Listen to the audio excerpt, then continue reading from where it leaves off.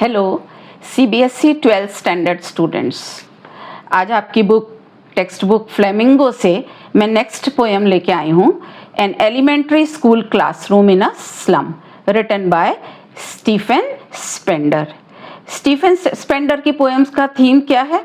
Social injustice and class inequality. ठीक है, now अभी इस पोएम में कहाँ पे लेके चल रहा है पोएट हमें ना? The poem takes place in the classroom of a slum. Slum का क्लासरूम है, it is an elementary school है, and all the children are looking pathetic and miserable. सबकी हालत इतनी खराब है।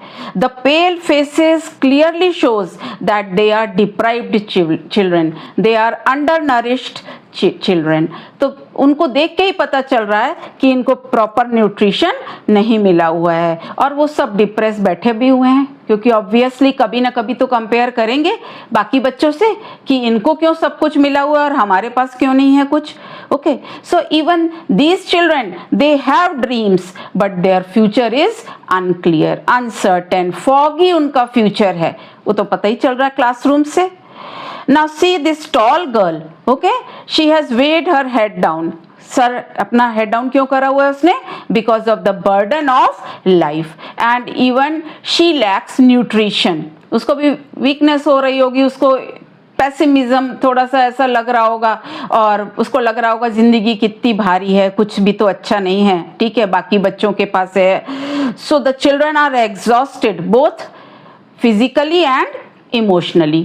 तो मन से भी बेचारे दुखी हैं, क्योंकि वो अपनी लाइफ ऐसी स्ट्रगलिंग लाइफ देख रहे हैं।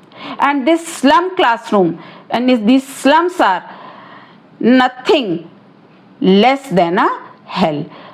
हेल से कम नहीं है। There is a gap between the world of these children who are sitting in a slum classroom and the beautiful world outside.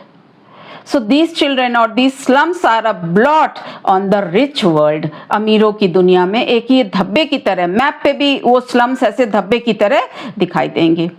And the surroundings are so dirty that this dirty surroundings has blocked their progress and development. Development होगा कहाँ से इतनी गंदगी में? वहाँ कैसे पढ़ाई में मन लगेगा? And this area looks like underground graves. ऐसा लग रहा है कि बस कब्रों में आके, कब्रों के पास हम आके बैठ गए हैं।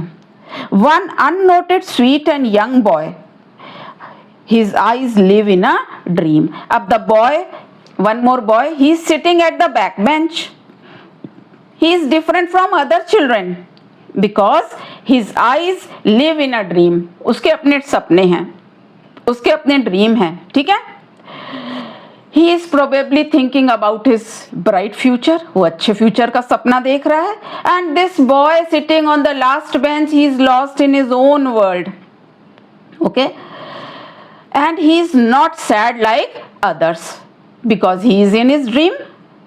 The boy dreams to be free like a squirrel. Squirrel कैसे फ्री घूमती रहती हैं, ऐसे ही वो ड्रीम्स में भी मजे से बैठा हुआ है, उसको कोई चिंता नहीं है। He is not sad.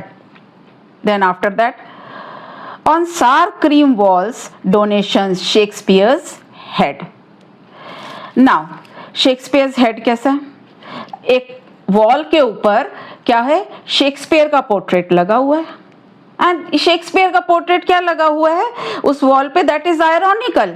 हाँ, ऐसी प्लेस में जहाँ पे सीरियस टीचिंग ही नहीं हो रही है, इतना गंदा क्लासरूम है, उतने हाई लेवल का बच्चे कैसे सोचेंगे? They are undernourished children, गंदी सराउंडिंग्स में बैठे हुए हैं, और पिक्चर लगी हुई है, पोर्ट्रेट लगा है शेक्सपियर का वॉल पे। वो बहुत आयरॉनिकल है, because there is no serious teaching, ना ढंग की पढ़ाई है ना कुछ है वहां पे स्लम में, और पिक्चर इतने बड़े इंसान की लगाई हुई, इतने बड़े पोएट की लगाई हुई है। ठीक है, एंड देन नेक्स्ट एक टर्म आ जाता है ट्री रूम। ट्री रूम है पोएम में। अब इन द बॉयज इमेजिनेशन, बच्चा क्या सोच रहा है? हम ट्री रूम में हैं। क्यों?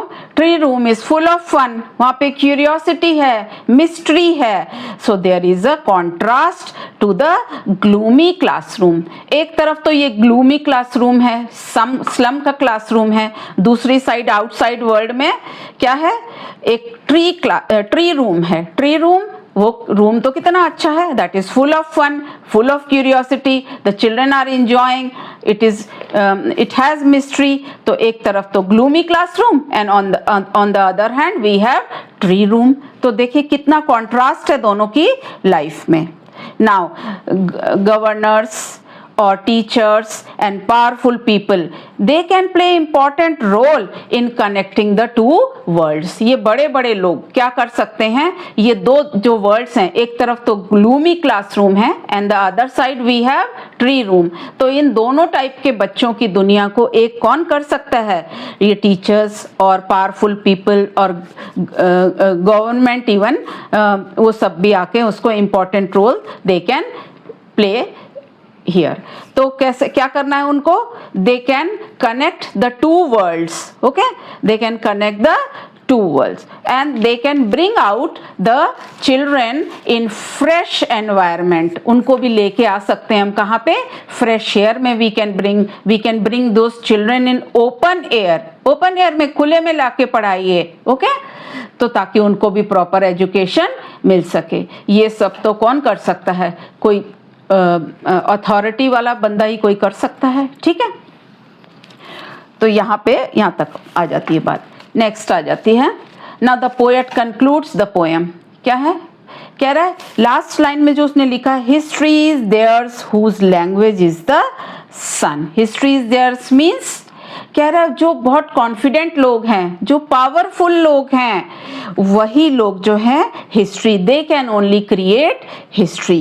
तो those people, those who have power, those who have confidence, those who have authority, they can only create history। ऐसे बच्चे हिस्ट्री तो क्रिएट करेंगे नहीं, ठीक है। तो ये सारे काम कौन कर पाएगा, अथॉरिटी कर पाएगी, पावर कर पाएगी, और तभी एक हिस्ट्री बन पाएगी, ठीक है। अभी now surely Shakespeare is wicked. Wicked means now, अब वो पोस्टर तो लगा हुआ है क्लासरूम में, but the children hold no interest. अरे हमें शेक्सपियर से क्या करना, उनको तो भूख लगी है, उन्हें क्या चाहिए, नरिशमेंट चाहिए, खाना चाहिए, उनको खेलने को चाहिए। उस शेक्सपियर की पोर्ट्रेट से क्या करेंगे। तो ये कह रहा है कि वो बच्चों को उसमें कोई भी इंटरेस्ट नहीं है, ठीक है, because they are leading miserable life. तो इस तरीके से पोएट ने बताया कि कितनी फॉगी उस स्लम के बच्चों की लाइफ है, ठीक है, और कोई ना कोई अथॉरिटी को आना ही पड़ेगा ताकि उनके जो बीच में जो गैप है उसको ब्रिज कर सके, ठीक है। तो ये बहुत जरूरी है। तो मैसेज क्या है, the gap between the two worlds should be abridged. उस गैप को हमें ब्रिज करना पड़ेगा। Then these children will physically and mentally free to lead a happy life. तभी ये बच्चे फिजिकली और मेंटली फ्री होके, और इमोशनली भी आप लीजिए, फ्री होके अच्छी लाइफ जी सकते हैं। So what is the message of the poem, the gap between the two worlds must be और should be abridged. Then these children will physically and mentally free to lead a happy life. Thank you students. और आपको कुछ भी doubts हो आप हमसे पूछ सकते हैं, और आप अगर चैनल सब्सक्राइब कर लेंगे तो आगे अपकमिंग जो मेरे वीडियोस हैं उसका नोटिफिकेशन आपको मिल जाएगा, क्योंकि मैं आपके इंग्लिश के पोएम्स के बाद मैं प्रोज लेसन्स भी लूँगी, फिर ग्रामर, इस तरीके से आपका मैं कोर्स कंप्लीट कर दूँगी बोर्ड के लिए। Thank you.